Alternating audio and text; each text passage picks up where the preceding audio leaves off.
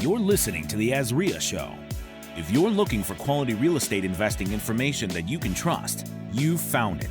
Stay tuned and join the tens of thousands of members that have already benefited from AZREIA, your home for education, market information, support, and networking opportunities that will advance your real estate investing career. Welcome to the AZREIA Show. My name is Mike Prete, Executive Director of the Arizona Real Estate Investors Association. And today I have a special guest. We're going to jump right into it and get right to the meat of the conversation, why the SRP election matters to real estate professionals. Right. So first, let's talk about, most real estate investors focus on like deals, financing, construction, financial freedom, time freedom, family, all this great stuff, which is important and we continue to do, but very few pay attention to the decisions being made around it. Power, water, infrastructure. These are the things that impact us directly on our property values, on our rentals, on the profits we might make from our properties. So we kind of get lost and we don't pay attention to all that. And it really is starting to all catch up to us in many different ways. So today we're talking about something most people overlook, which is the SRP election and why it actually matters to you as a real estate investor here in Arizona. So let's just go right into it. Say, Barry, welcome, Barry Paceley. Welcome to the AZREIA Show. Michael, thank you for it. Love it, man. I'm so excited. So let's just, first off, one thing I like here is talk shop, right? Like let's go. Who's Barry? Who's Barry and what do you do at SRP? All right. Well, let's start with Barry first. Yes, Barry and then first. We'll fold into SRP. So cool. Hey, native Arizonan, grew up here, right in this neighborhood, as a matter of fact. Mm-hmm. Went to school here, went to ASU. During ASU, in those days, we didn't have student loans, so yeah, I had to do construction on my off hours and weekends. Well, that construction turned into a construction company. Awesome. And when I graduated, we rolled out, and our company ended up working for Public Storage. Mm-hmm. Public Storage rolled us into FedEx, and now we're a national service contractor for Federal Express nationwide with it. And we jumped into Puerto Rico a little bit too. Oh, Had a little fun down there. Wow. So we're licensed throughout the West. Okay. I have a very good group that works hard. In fact, in my position of aspiring to Vice President SRP, mm-hmm. I have family and some really key people that will be taking over our construction company, which is Paisley Constructors. So I didn't know that. A couple of little things. And I've been involved around the city of Phoenix since the Terry Goddard days. So I got to be on the Budget Advisory Committee.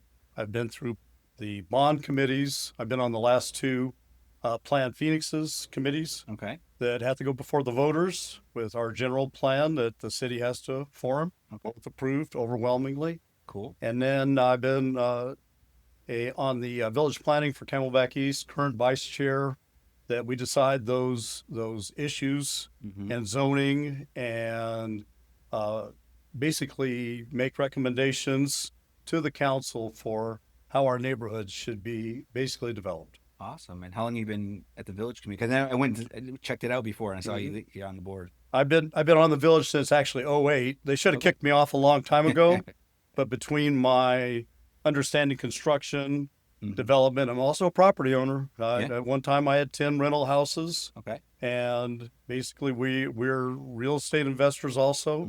I'm always helping not only some younger friends, Boy Scouts, but my employees also, how to invest in real estate, get that first home, build those equities up. So, and how important is that to own a house? Absolutely. In my world, and I've done very, very well with our construction company, but my wealth all sits in real estate. Over those years, having a construction company, I wasn't the original flipper. I was the original grab and holder. Yeah. And my mom had retired from the state. She had a couple coins. So our deal was one house a year. Love it. And we would buy a house a year. When I wasn't busy at the construction company, I was over painting, remodeling, and putting these houses on. One of the things we always did is we always bought in the SRP territory. We always bought that had SRP Power and flood irrigation. Because we knew that the tenants wouldn't pay the water bill but with me using the flood irrigation, then we got these wonderful trees and they got yards. Yep. So Yards are important for kids. Yeah, great man. for kids and dogs. What? That's so you're one of us. I'm in the club. You're in the club, man. So yeah, man, that I love the the one house a year. That's one thing. One of our slogans is empowering investors one property at a time, because it really, you get caught with all the influencer, right? I want to build an empire. You got to have 100 houses, and it's like, yes, that's great, but some people can't. They got to get over that hump, right? Get that one done, and so that's a lot of pressure to buy. Right? So I love that one, and you've done well in that. Then owning that property for time creates equity, and that's how you get wealth. It's like best equity in the world, because once you hold the property free and clear, you have income, and you also and good income, because once you pay that mortgage off, and we always accelerated our mortgage payments. Yeah, we made double mortgage payments. A lot of times I'd get a 15-year mortgage on it. We always invested 25%. We always had plenty of money up front. Yep. And then we paid them off in 7 years, because we double paid those mortgages with them. And then that 7-year investment. And today I've got, a lot of nice rental returns coming in right now, that about half of it we donate to charity. Wow. And then I have a few tenants that are, have little income issues. Okay. I don't beat their doors down. Get Now that I fully own the property, I'm fully in control of that. I have the full equity of the property, and God's blessed us with some nice money. But it has come from hard work, 80-hour weeks, fixing pipes on weekends or on Thanksgiving, and you have to be a good landlord too. You got to be, and because I sometimes when you watch the media, I think it was like 87,000 eviction filings, right? Yeah, no one wants to hear that. However, less than 10% of those actually go through. Being a good landlord, we don't want the person to move. It actually costs more money if they move than to drop your rent $100, right? So, but anyways, being a good landlord, majority of people are good landlords, and that's what we promote here. No slumlords, doing it right. I love that, Barry. Thank you, man. So tell us a little bit about SRP. So what do you do there? So 14 years ago, being neighborhood advocate in Arcadia, being things that I was approached by the board and council members at the time, said, we have an opening. And I said, I've always loved SRP. So I was basically asked to join the team on the council. Okay. And so I'm in my 4th term now of being on the council, and I'm the current vice chair. All right. Well, in the process of some of the issues that have been going on at the project, we decided we better, step up a little bit. We need to form some challenges to some of the things that are negative to SRP. And in doing so, and kind of forming our coalition there of all about affordable rates and reliability. That's it. That's all we're about, just keeping the power bills down. Well, in doing that, Chris Dobson, who's our current vice president, he's aspiring to president. Dave Russo, our longest serving, wonderful man, family farming tradition here. And his dad was also a legacy at SRP. Dave's retiring, so Chris is moving up. Everybody's familiar with the Dobsons, Dobson Ranch. In fact, they're some of the original founders of the project, and their legacy goes back in the 1800s. Wow. So Chris is maintaining that with coming up to president. Well, in opening that position up, he and the key board and council asked me to step in and run for that position with that. So I got recruited. That's pretty cool, man. So how long have you been with the SRP total? 14 years now. 14. I've been serving 14 years. How do you do it all? Like all these boards, and that's amazing, dude. But there's a synergy because the things that I do and know at SRP then contributes to what I do over at Village Planning, and the information that on power and water and management then helps me be involved in governmental affairs with things. And I'm blessed that my company's matured and my assets have matured my investments to the point that now I can really serve the community at SRP as vice president. Those are nicely in place, and they operate themselves anymore. So Wow. And like, it's obvious that like, you're not like an outsider. It's like you, all the boards you're on, all your experience, the 14 years, and even outside of the 14 years, it's like you've seen all this firsthand. You've been helping develop Phoenix for years and years, and we're a great city. You know what I mean? You know, it's we're like the best place to live in the country, by far. and you're part of that, man. That's huge. So, for someone who doesn't know, what is SRP and what do they do? Just for the new listeners that are like, what is that? Salt River Project. Okay. So it was the very first of the Water Reclamation Act, National Reclamation Act of 1902 by Theodore Roosevelt. He signed it into play, and SRP is reclamation number one. We were the very first reclamation project. So what had happened is in the 1800s into the early 1900s, the Salt River, as we know here, is either flooding or it's a trickle, one or the other. So this wonderful place, great farmland, warmth, was a perfect place to come, except for the water was irregular. So all the farmers in the association boundary, which is 250,000 acres, all got together, pledged their land to basically have Roosevelt Dam built.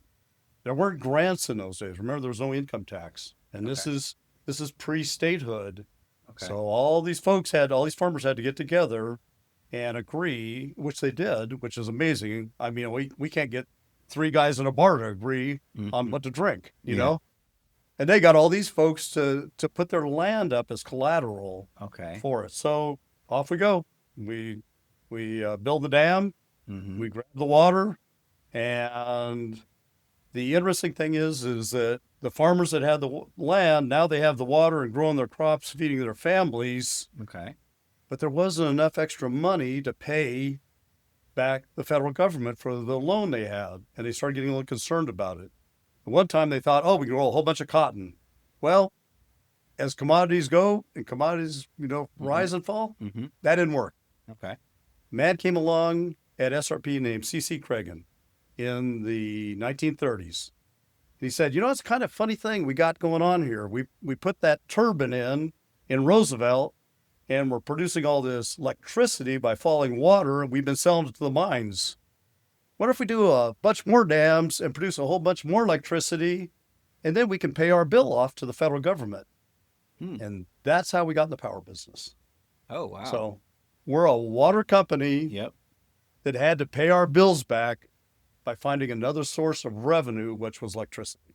Got it. Wow. So how does SRP, impact my members, AZREIA members, real estate landlords, fix and flippers, property owners? How does that affect us? So anytime anybody is moving into the valley, and we get a lot of people from California, Chicago, different places, and the first thing I say is you got to basically buy in the SRP territory. The rates are 20% lower on electricity over APS. If you're in the association area, look at those boundaries. You can find it on our website at srpnet.com. Buy in those boundaries. A couple things happen. Number one, since we're that successful water company of 110 years, we have the largest, most reliable water source in the West. That dam and all that water that we have in the association, when everybody else talks about being distressed about water, they're out on the deserts and in the areas that have never had water. We have this established water flow. In fact, the Salt River's been pouring through this from the dawn of time, because that's evidenced by the Hohokam Indians that were here for 900 years and were able to live off the Salt River. So wow. So where I know we can look at srp.net for the boundaries, but is it just in Maricopa County or is it? No, it's simple. So if you follow the Arizona Canal and basically come out from Granite Reef through the reservation, mid Scottsdale, around Camelback Mountain, under Squaw Peak, shoot to Peoria, turn and hit the Agua Fria. That's our northern boundary. Got it. Eastern Canal cuts down through the east side of Chandler, because it's the other side of the Salt River, because we have two canal systems that operate. The Arizona Canal operates and did all the farmland on the north side of the Salt River. Mm-hmm. And then the Eastern Canal came around and did Chandler and everything on the south side of the Salt River, all the way to Levine. So when you're coming down, come down that side, down to the Helian Indian Reservation, Mm-hmm. Yep. crossover, hit Ahwatukee, go straight up around South Mountain, and right back over to the Agua Fria. That's just buy in that area. Wow. Number one, you're entitled to flood irrigation. Let's say you're so fortunate Uh-huh. that you got an acre property. Okay. The Kent Doctrine in 1911, pre-statehood, said they calculated the amount of water that the watershed produces. So we have this unbelievable watershed from the White Mountains through the Mogollon Rim, all the way to Williams, that we collect all that water behind Roosevelt. That entitled water is 3 acre-feet per acre that you have. When you buy an acre in the association, you also own 3 acres a year, acre-feet of water. So that's a full acre, Okay. 1 foot deep, Yep. and you get 3 of them Wow. for that acre. That is your water. It can't be Wow. taken off the project. It can't be sold. Now, if you don't use it, then we send it over to the municipalities, and they use it on that very cheap to keep your water bills down. So, so when you're talking about like Buckeye and all this building and, you know, outskirts and the fear of like water, so where do they get their water? So Buckeye comes off the Roosevelt Water District. Okay. Same thing that you have on the eastern side. There's a couple other irrigation districts, but they don't have the dam. Got it. They've got rivers and kind of watersheds that they work off in basins, but SRP has 2 wonderful things. The valley sits in this beautiful basin that we have about 4 years of water under us that we pump Mm-hmm. on a very well-managed basis. And for the most part, we have 3 years of water, 2 right now because we've had 2 dry winters, Okay. but there's two years of water sitting behind Roosevelt. We have reservoired water sitting here waiting for us. Love it. Okay. SRP.net. Look at your boundaries. Well, right there, 20% cheaper. Like when we're Sure. looking for cash flow and every penny counts, like everything, you know, property taxes, sales taxes, garbage cans, we get hit from every little angle as homeowners and owners, and that makes a big difference. It makes a huge difference. That does. Wow. So, all right. So, why does this election matter? Why, you know, because I was talking to Ben, our videographer here, and he was like talking about moving back into an SRP because of the lower Mhm. rates. And, yeah, and we were both talking like how things you hear online and who you see and what you hear, and like that history lesson that you just gave me right now clears up a lot of things. So we were also talking, yeah, you just hear one thing on the internet about SRP or not, or who to go with. It gets confusing out there. So like, why is this important? Like, why should we know the real deal? So right now, what we have is, and we're kind of at the crossroads right now. It took us 100 years to get to 85 megawatts, and that's what we produce in our generation right now. Mm-hmm. In the next 10 years, with our growth, and that's both residential, business, industrial, data centers coming up all the time, we are going to need twice that. So it takes a leadership team of folks that are experienced, like Chris and myself, and the folks that we have on our slate.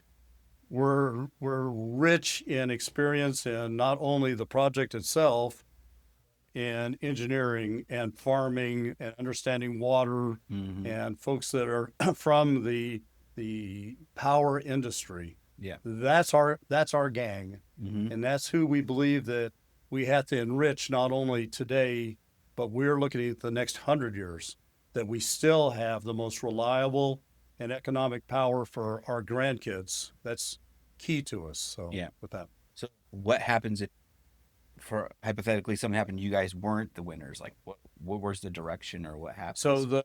So we're the kind of affordable, reliable team, and Yep. we've kind of tagged ourselves to be that because that's what we have a track record on. So everybody knows. Even this summer, we have found at the project to reduce the power rates by 3%, where APS is asking for a 14% increase. Wow. So in the hottest part of the summer, we're taking care of the folks. And remember, we're a not-for-profit company. Okay. Awesome. We don't have shareholders.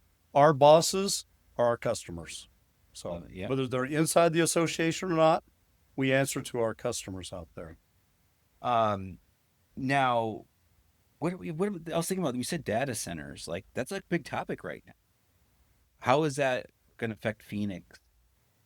You know, if you want to share anything, I don't really have a specific question. No, this is awesome. Yeah. So data centers placed in the right place. Okay. And SRP, as we know, look how well managed we've done water and power and all these. Yeah. Well, when somebody walks in, and when Michael's data center walks in the door, we basically sit down and go, okay, we need to know what your power needs are for this facility.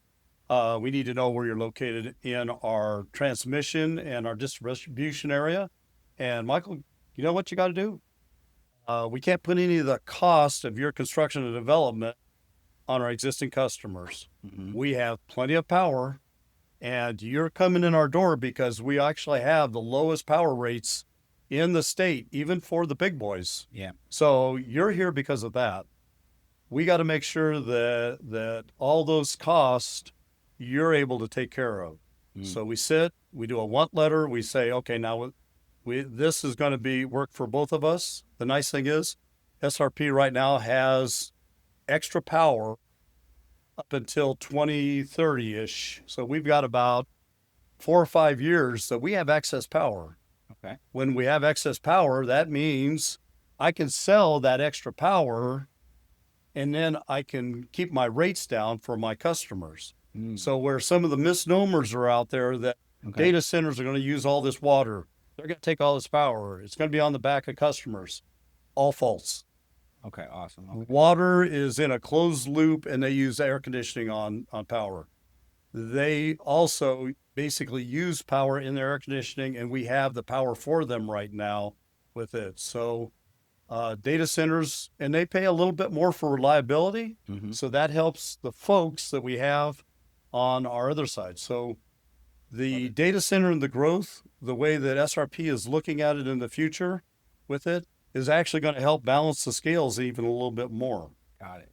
So where does SRP get its power from? Or so power's all the way across the board. Okay. So we have power we have 20+% of the power at Palo Verde. Okay. We're getting out of coal up in Springerville and Coronado, but at the same time, we're bringing natural gas in. Okay. Much cleaner, as everybody knows. You've been around either one of those products. We're instead of taking those out of service and reducing our generation load that could put us in jeopardy with it, we're bringing that natural gas in. We're keeping those units running out there.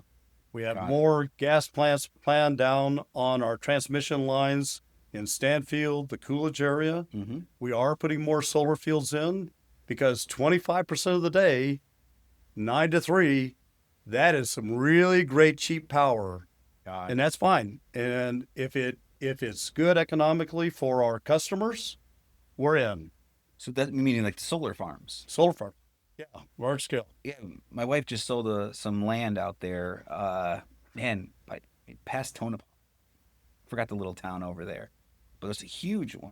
So how does that affect real estate in any way? Or do you see any thoughts on it? I don't have a specific question. So at SRP with it, quite frankly, it's going to help some of those lands out there, especially lands that don't have entitled waters. Mm-hmm. So, and we would prefer land that has entitled water to be growth for the folks. But if we have that hard desert land that doesn't have any, boy, talk about a great place to set up, solar fields with it, especially if they're buffered a little bit from highways. Yeah. And we get them off. They're ideal. Got it. So is there any like myths that you want to debunk, like on this campaign trail, that maybe the wrong message is getting out, or anything that's just wildly out there that you're just like, here's what you need down there? Anything out there? Yeah. The one thing we are, and everybody touts that they're about affordable power. Mm-hmm. They're about reliability. Those, no matter who the candidates are, Well, we have the experience and the mathematics behind us. So please challenge us. And the experience. We can show you sure. that this pencils out not only today, but in the future, because we have a 2035 plan and we're reaching to a 2050 plan out there. Wow. The other side can't, because they say we're the clean team, and what they're hiding behind that is no natural gas. Mm-hmm. That is not possible, because with our growth cycle and how we use natural gas right now, it's going to be in our portfolio until 2040-ish, till we can bring nuclear in. Mm-hmm. Just like we transition coal out, at some time we'll be also transitioning natural gas out into nuclear, and that is in our long sight. The current folks right now say, hey, we want no fossil fuels, nothing at all. Natural gas is a very clean burning. It has a lower NOx and has a faster recovery with it when we fire them up. So if clouds are coming over the solar fields, we can turn those natural gas plants on, and we can keep your lights on. Love it. All right, perfect. Well said. I like how you guys have the. And can people see those plans or ask about those plans, or like for the one to 2035, or is that possible? A couple wonderful things, Okay. because again, we're a not-for-profit company. Yep. We're open. Anybody can come to any board meeting. Anybody can come to any committee meeting about power, about water. I'll personally escort you if anybody wants an invitation to SRP at any time. As the projected vice president, I'll give you a personal tour, or you can be my guest at any meeting that we have at the project. So, but you can also, we put a lot of information on srpnet.com. Mm-hmm. Do a little digging. You're going to find a lot of information about history, energy. Oh, what is the right rate for me? Because we do have rate plans that are in some of the renewable areas that folks that are a little more conservative. So you can find all that on SRP's website. Huge. Perfect. I love the transparency. So, all right. Well, as we start winding it down a little bit here, what made you, I know you were kind of like recruited in a way, but like you still had to say yes. Like what made you want to do it? So who had to really say yes was my wife, Joan. Okay. Yeah, I hear that. Okay. When I was asked, I had to step back because it was not in my calculus of what I was doing. I was delighted with my leadership role on the council. Mm-hmm. And when I was asked this, I stepped back a little bit. But my first response was, I got to talk to Joan. She's got to bless it, because the extra time that I take on this is her time. So we discussed this for a week, and Chris Dobson came back and had lunch with me, and basically Joan blessed it, and I jumped on board with Chris with that. So it fits, because Chris also has a heart for the community, for the future, and he, like myself, we're both those servant leaders. We believe in the others first. We believe in customers number one. Love it, man. No, and the first time you invited me out to lunch, you know, we prayed over lunch, and like it was just a good conversation, and like you've been inspiring to me running for council. It's like I just know, like, if I'm gonna go somewhere, I'm probably gonna bump into Barry. like your work ethic and how passionate you are about this, like it's inspiring, man. And like little things. One thing that stuck with me from our lunch meeting was when you told me you'd gather the kids around the neighborhood to clean the graffiti in your neighborhood, right? Like who does that? Right? That really shows who you are, right? Like, so that's awesome. So, all right, let me go on to my next question here. So let us know how, if someone's listening and they want to vote for you, or they want, tell us how the election works. I know it's a little different than most. So it's really interesting. So if we go back to the association in the original water, because we're a water company, and all those farmers, when they pledged their land, they said, well, if I'm going to pledge my 40 acres, then I get 40 vote per acre. So I get 40 acres. So everybody had kind of skin in the game. Size mattered with this. So the folks that were a little bigger, well, guess what? They had a little more say. So it was a weighted system but it worked for 110 years really well with it. And it still works today with it. Now, a lot of folks, when we're down, our average now is closer to between a quarter and a half acre. Okay. But we don't have a whole bunch of big farms and acreage because our raw water coming out of our system is only provides to 8% of farms now. So you can see that we have very little influence on big acreage. Got it. So my area in Arcadia, District 7 with it has always been, regular size homes. Well, it's pretty democratic when everybody has the same size homes and the same size vote with it. The system has worked so well over the years that we still advocate that we like that weighted vote of 1 acre to 1 vote. Got it. So, all right. How do I even know if I'm in SRP? How do I know? How do I find out? What if I just don't? Again, back to the website. Okay, there you go. And you go down into SRP, governors and elections, and it'll say, am I qualified to vote? You put your address in this thing. It's got a nice map. You type your address in, boom, it'll pop up going, you are in the association and you're eligible to vote. Got it. So go to srp.net, find out if you can vote, if you're eligible to vote. When can we vote? So right now we're in the election, Okay. and there's still a couple of weeks to sign up with going online. So if you go to the same place, it'll say how to vote, and you come in and you literally just put in your birth date, and it says, "Oh, Michael, you're old enough to vote in this election." Awesome. And then it asks you where you were born with it, which kind of tells you whether on the district, on the association side, because the association members are property owners. Anybody can vote in those elections with it. The district side is under Arizona revised statute, and you have to be a qualified voter with the state of Arizona on those. So that's kind of why, they ask you that question. You literally roll down. It takes about 1 minute. Put in your name, your address. If you're a trust, you put your trust name in. You roll on down, put your name in on the signature line, press the button, and then SRP puts you, number one, they'll verify that you are on the deed. And when they verify that you're that landowner on that you basically claim to be, then they put you on the permanent early ballot list. Okay. And right now, they would be sending you out a ballot. Yep. We get a little closer to the election, which is April 7th. You might have to hike over to the project right across from the Phoenix Zoo. 1500 West Mill. Okay. Walk in the door. They'll qualify you right there. And you can vote in person up until 7 p.m. on April 7th at Salt River Project's admin buildings. Oh, so you can go in person. You can right go now. in. Okay. In fact, I would suggest anybody that's listening to this podcast today with it, and as long as you're acting before April 7th, just run down to the project. It's a nice experience. It's a beautiful property. It's easy to get in, and they're just wonderful folks.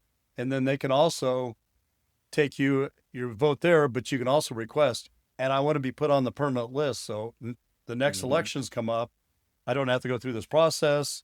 They'll simply mail you a ballot that you can fill out. Mail back. Very simple. So, all right. So as we wind down, Barry, is there anything you want to share or anything you want to say to everyone that's listening? Or Well, number one, I'm delighted to be here. Awesome. I'm delighted to be not only an Arizonan, but an American. And I am just so grateful to God for all the wonderful blessings that he's bestowed on not only this country, but here in Arizona. And there's a true providence that when people came in, worked together and agreed to all come together and make a wonderful community, that providence is Salt River Project. Awesome. But that opportunity is still opening up, especially with Christopson and myself, because we want to continue to keep those doors open, those opportunities open for anyone that is living here, businesses, people want to invest here, families. We're looking out for you. And that's our job. Yeah, no, you're doing great. I mean, your experience, the history you shared, the transparency that you have. I don't think there's any better candidate to do that, man. And I got my ballot in the mail 2 days ago. I'm going to fill it out. And I'm voting for you, Barry. Thanks, You got Michael. me and your team, right? So myself here at AZREIA, I'm behind you 100%, man. So as we wrap up, most investors don't realize how much these decisions affect their businesses, but the ones who pay attention, stay informed, are the ones who stay ahead. It's a wrap for the AZREIA Show. Passive, really I think this massive. Stable cash flow, lavish. Bought the finance for the masses. This 14% in manufactured housing. Really, all the deals I be doing is kinda hard to keep on counting. Not really. 10% for the year. It's clear this the new way. Little competition in my arena. Need a house cost arena strategy. For 10 to 14% returns, invest today with Silvercrest Opportunity Fund. 10% passive, the checks are blind with collateral. Thanks for listening to the AZREIA Show with your hosts, Marcus Maloney and Mike Prete. We hope you enjoyed this episode. If you found this information valuable, head over to azreia.org and learn more about our community.